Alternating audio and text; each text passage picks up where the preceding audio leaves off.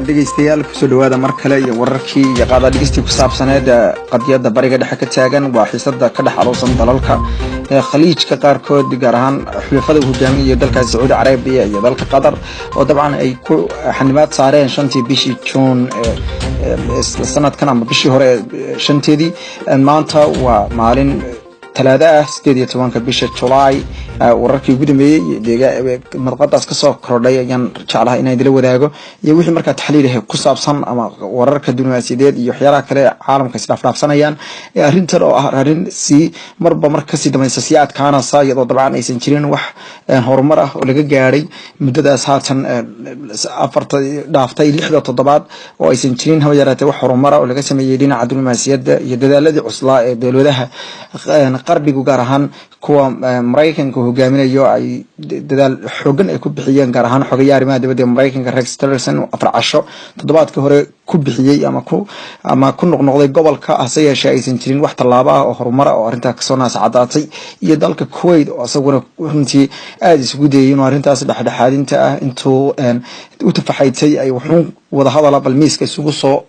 isugu keenan dalalkaas wax ka soo naascadaaday oo aan ka ahayn in 13 qodob ay dalalkaas soo gudbisteen ma ay jirto dalkaasi Qatarna waa diiday 13 qodob guud ahaantood waxayna ku tilmaantay kuwa markaas faragelinaya midnimadeeda iyo madaxbanaanideeda waxaana 13 qodob kamid ahaa xidhitaanka TV-ga Al Jazeera oo mar dambe wasiir ka tirsan dalkaasi Imaaraadka Carabta ay sheegtay inay ka noqon karaan hadii la aqbalo shuruudo kale oo garab ordaya iyo xidhitaanka saldhigga military ee dalkaasi Turkiga uu ka furtay dalka Qatar iyo sidoo kale waxay ugu yeedheen taageero kala noqoshada Hamas waa kooxda Hamas ee reer Falastiin ee ka dagaalamta marinka Gaza ee dalkaasi Falastiin iyadoo ah garab military garab siyaasadeed ku leh marinka Gaza Suuriya Gaza ay ku xoogan yihiin isla markaana ay maamulaan magaalada Gaza iyo deegaanadaas in badan ay dagaal xoogan la galeen ciidamada dalkaasi Israa'iil haysta dhulka Falastiin iyo sidoo kale ka noqoshada taageerada dalka ururka Ikhwaan Muslimiin iyo xubno kale oo ay yiraahdeen in ay ku sugan yihiin dalkaas Qatar ay tahay in la soo eriyo oo dalalka laga soo saaro iyo sidoo kale dalbashadooda ku saabsaneed in dalkaasi Qatar uu xiriirka u gooyo isla markaana uu gabi ahaanba ka eriyo waxay ugu yeedheen xubnaha ka jooga isku dhinaca safaaradaha iyo dhinaca amniga ama dhinaca safaaradda ama dhinaca amniga dalkaasi Iran oo ah dal iyaguna ay dhinaca biyaha ama gacanka la yiraahdo Persianka ay xiriir weyn ka leeyihiin dalkaasi Qatar xiriir ganacsiga dabcan ay leeyihiin guud ahaan Qatar qodobadaas oo ay kamid ahaayeen 13 qodob way diiday waxana ku tilmaantay faragelin qaawan oo ah bay yiraahdeen waxay ugu yeedheen dibdaabiyeen madaxbanaanideeda iyo xaq u lahaanshaheeda go'aanka gaarista qodobadaas balan ku soo noqon maanta waxyaalaha ka cusub dalkaasi iyo wararkii ugu dambeeyay ee madaqada wasiirka arrimaha dibadda ee dalkaasi Iran Mohammed Javad Sharif oo ku sugan magaalada New York ee dalka Mareykanka oo kaga qayb galayay guddiga shir ay lahaayeen guddiga la yiraahdo guddiga caalamiga ah ee dhinaca xiriirka u qaabilsan qaramada midoobay ayaa wuxuu ku sheegay ama halkaas uu ka soo jeediyay hadal wuxuuna ku baaqay in la garawsado buuri in kala qaybsanaanta gobolka gaar ahaan khaliijka iyo dawladaha khaliijka ay u tahay buuri macaash kooxaha wax qarbada oo la jeedo kooxaha lagu tilmaamo argagixisada iyo kuwa buuri ka dagaalamaya dalkaasi Syria iyo dalka Iraq oo uu sheegay inay taas ay ka faa'iideysan karaan hadii aan sida ugu dhaqsaha badan arrinta loo soo afjarin ayuu yiri oo aan dalalkaas aysan u dejin xaaladaas wuxuuna sheegay in dagaalkii looga soo horjeeday buuri argagixisanimada ama argagixinta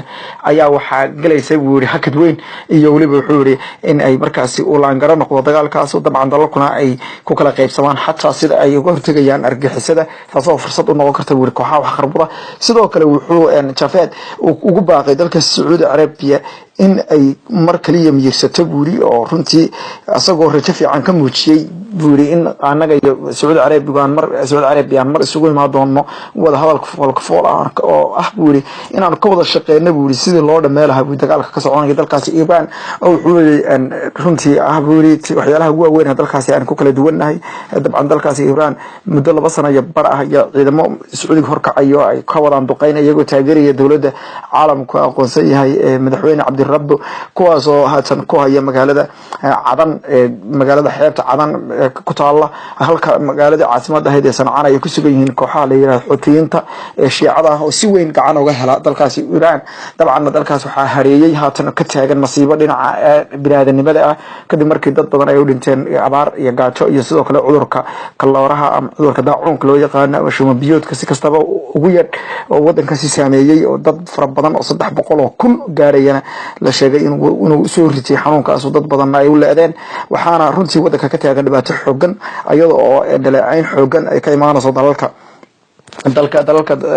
dalkaasi Saudi Arabia ka iibiya hubka iyo saarada military ugu weyn Mareykanka iyo dalkaasi Britain ama dalka Ingiriiska waxaana dalka Ingiriiska gaar ahaan xisbiga Labour-ka xisbiga shaqaalaha ee uu hogaamiyo ninka la yiraahdo Jeremy Corbyn uu diyaarinayaa baa leeyahay cadaadis xooggan oo dawladda Theresa May ku saarayo inay joojiso hubka ay ka gaddo dalkaasi Saudi Arabia oo ay u arkaan in loo isticmaalo bay yiraahdeen dadka shacabka ee dalkaasi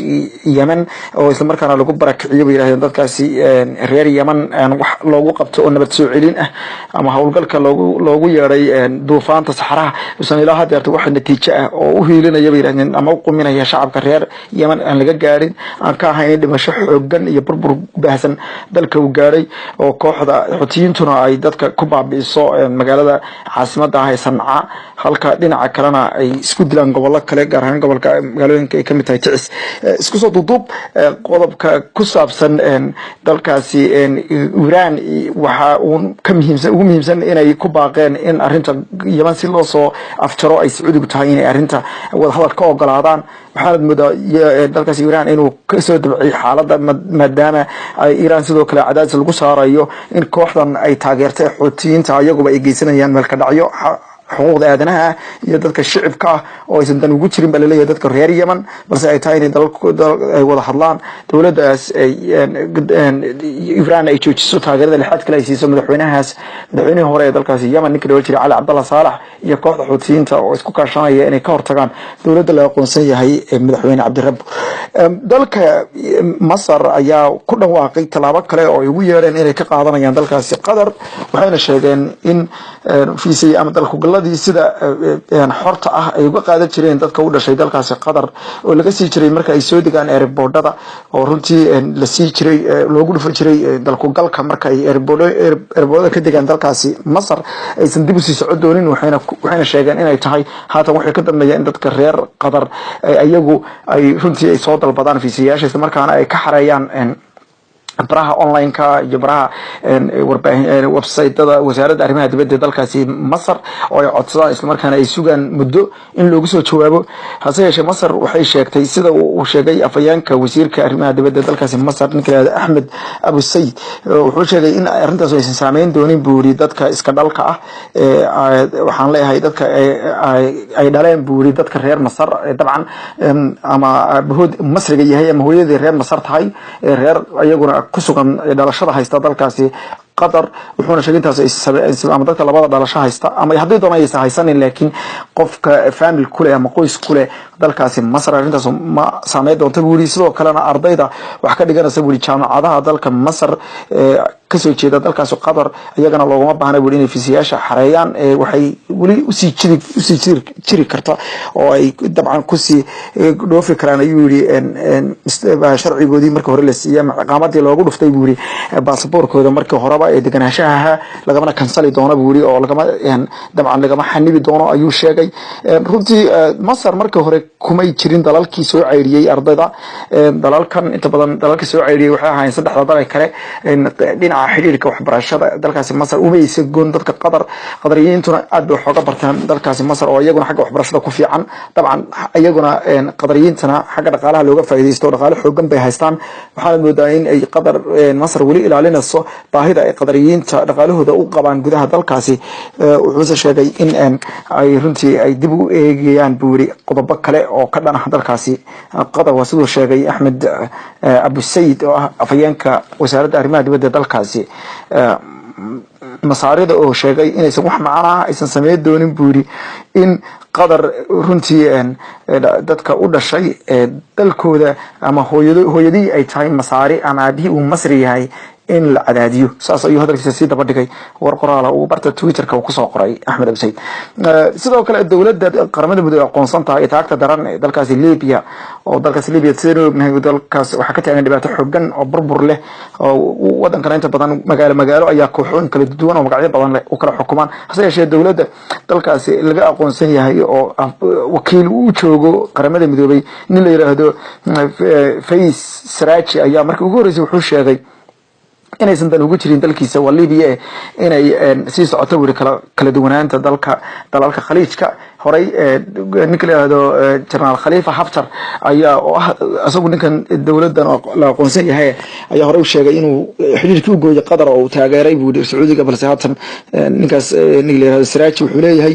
dalka Liibiya waxa dan ugu jirta in midnimadii Carabta la soo celiyo midnimadii khaliijka la doono isla markaana dalka Liibiya la caawiyo ciidamo loo soo diro buu leeyahay Caraba oo ka caawiya dagaalka kooxaha kala duwan ee jabhadda qabiilaadka iyo kuwa islaamiyiinta ah ee dalkaas ka dagaalamaya si dibiri dalkii xaaladda mardama loogu soo celiyo wuxuu ku baaqay in kala duwanaanshaha Carabta iyo waliba gaar ahaan gobolka si degdeg ah loo xaliyo oo dalalka kale Carabeed ay isku taagaan buuri arrintan aysan eegan Kuwaitna aan lagu fiirsan buuri oo fadlan buuri waxaan codsanaynaa in sida ugu dhaqsaha badan arrintaas loo soo farageliyo Carabta kale ay isugu tagaan buuri in arrintan miiska wada hadalka la soo wada fariisiyo dalalka walaalaha ah saas ayuu sheegay sidoo kale wasiirka arrimaha dibadda ee dalkaasi Kuwait ayaa wuxuu ninka la yiraahdo Sheikh Sabah Al-Khalid Al-Ahmed Al-Sabah ayaa wuxuu tagay dalkaasi magaalada xarunta u ah dalkaasi Masar Qaahira wuxuu la kulmay madaxweynaha dalkaasi General Abdel Fattah Al-Sisi iyo dhigiisa dalkaasi Samih Shukri waxaana uu u sheegay oo isla markaana uu gudoonsiyay dhambaal qoraal uu ka siday Ameerika dalkaasi Sheikh Sabah Al-Ahmed Al-Jabir Al-Sabah taasoo ku dhignayd in ay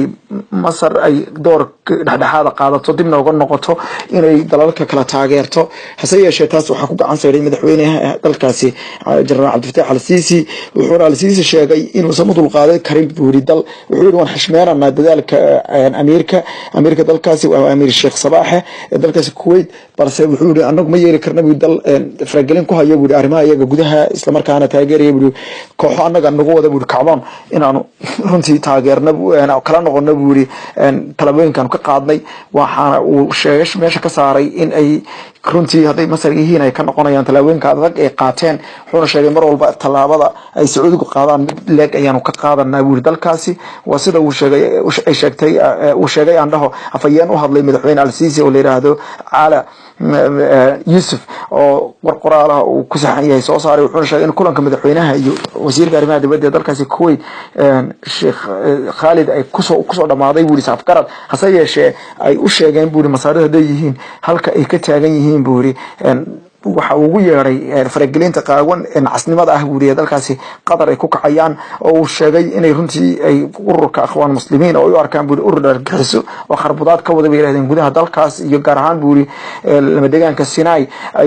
ay taageerto Qatar aysan Qatarna ka waantoomin ilaa hadda wuxuu sheegay hadii Qatar ay saddex iyo qodobadii loo soo gudbiyay ay oofiso marka ay Masar ay dib u eegi doonto xiriirka Qatar leedahay balse haatan aysan waxba yaraatay wax oo ogolaa doonin inay ka dabciso cunaqabataynta dhinaca hawada ah ee iyagu saareen iyo dhinaca wax dhaafsiga iyo sidoo kale iyagoo maanta cusboonaysiiyay in fiisayaashii sida ama dalku galkii sida xorta looga qaadi jiray airportada dalkaasi Qadariyiintu ay sida maamuus kale u qaadi jireen aysan dib u sii socod doonin dalka Qatar ayaa markii ugu horeysay iyaguna waxay si xooggan maanta uga hadleen kadib markii shalay weynagii baahinay in jaridda afka dheer ee ka soo baxda dalka Mareykanka Washington Post ee daabacday in sirdoonka dalka Mareykanka ay markii ugu horeysay cadeeyeen in wakaalada wararka ee dalkaasi Qatar ee leeyahay QNA ay jabsatay dawladda dalkaasi ama ka dambeysay jabsigii loo geystay dawladda dalkaasi isku tag Imaaraadka Carabta isla markaana ay kooxo wax qarbado dhinaca internetka dambiyada internetka gala ay lacag xoogan ku siisay waxaana mar dhaweeta hadlay agaasimaha guud ee dhinaca isgaarsiinta dalkaasi qatar u qaabilsan Sheikh Saif bin Ahmed Al Thani wuxuuna sheegay in dalkaas qatar lagu sameeyay xadgudub xoogan wuxuuna ku eedeeyay dalka isku tag Imaaraadka Carabta inay galeen buuri dambi weyn oo dhinaca caalamiga ah kadib markii ay jabsadeen buuri isla markaana ay kharbudeen buuri website-ka dawladda dalkaasi ayna ku shubeen oo ku daabaceen buuri cod been abuur ah oo laga sameeyay Amir Tamim bin Hamad Al Thani isla markaana wuxuu sheegay in dawladda dalkaasi qatar aysan talaabadan u dulqaadan doonin horeyna ay u hayeen beeladeen raad buuxa haatana ay warbaahinta caalamku cadeysay waxayna sheegeen in 24 May markii la jabsaday website-kaas ee lagu shubay ama isla markaana lagu daabacay xog been abuur ah ay runtii ay ka turjumaysa buuri sida arinta loo diyaariyay ama loogu talagalay in dalkan qatar qalalaasa siyaasadeed iyo mid dhaqaale oo xoogan la geliyo wuxuuna sheegay in haday yihiin qatar ay ugu baaqayaan buuri beesha caalamka inay arkaan buuri ficilada isku tag Imaaraadka Carabta iyo dawladaha kale taageersan inay iyagu horinayaan xaaladda u dhaxaysa gobolka isla markaana aysan u daneynaynin waxay sheegeen in ay jabiyeen waa qatar waa isku tag Imaaraadka Carabta heshiiskii GCC ama ururka gacanka carbeed ururka wada shaqeynta gacanka carbeed la yiraahdo iyo sidoo kale way yiraahdeen ururka jaamacadda Carabta iyo heshiisyada u yaala iyo waxay sheegeen sidoo kale ururka Islaamka ururka Organization of Islamic Cooperation iyo wali waxay yiraahdeen qaraarada kale qaramada midoobay United Nations waxaana ku baaqeen in dalka isku tag Imaaraadka Carabta loo arko dal dambi ka galay dalka qatar isla markaana horiyay colaada ka dhaxaysa dalalkan inay yihiin beerahan lagu la xisaabtamo waxayna u sheegeen in dambi caalami ay tahay in xadgudub lagu sameeyo warbaahinta gaarka ah ee dalalkaas iyo kuwa madaxa banaan isla markaana lagu shubo hadallo nacayb iyo kicin ama sababi kara arintan hadeerta dhacday oo kale waxayna ka digeen waa qatar inay talaabooyinka sadii la ogolaado in lagu saamaxo dalkaas isku tag Imaaraadka Carabtu ay noqon doonto loolan la galo oo dal walba uu sameeyo arin noocaas oo kala ah dalalkuna ay burburaan oo diblomaasiyad isku dhacaan waxayna tusaale u soo qaateen inay tan la mid tahay waxyaalaha uu sameeyo yiraahdeen website-ka loo yaqaan Wikileaks oo ku caan baxay inuu daba galo ama xado sirta dalalkaas sidoo kalena marar badan uu warar beena ay daabaco wasay sheegeen hase yeeshee wasiirka arrimaha dibadda ee dalkaasi Imaaraadka Carabta Anwar Qarqaash oo London ku sugan oo arintaas ka jawaabay ayaa ku gacan sayray eedayntaas wuxuuna sheegay inaysan qatar haba yaraatee dalkiisa Imaaraadka Carabta aysan haba yaraatee wax talaaba aysan ka qaadan website-ka ama warbaahinta wakaaladda wararka ee dalkaasi qatar wuxuuna Anwar Qarqaash uu sheegay in aysan doonaynin in xaaladda si carqaladeeyaan oo si kiciyaan wuxuuna ku gaabsaday inaysan dalkiisu aysan haba yaraatee wax luuga ku lahayn waxa uu ugu yeeray inay faragelin ku sameeyeen ama ay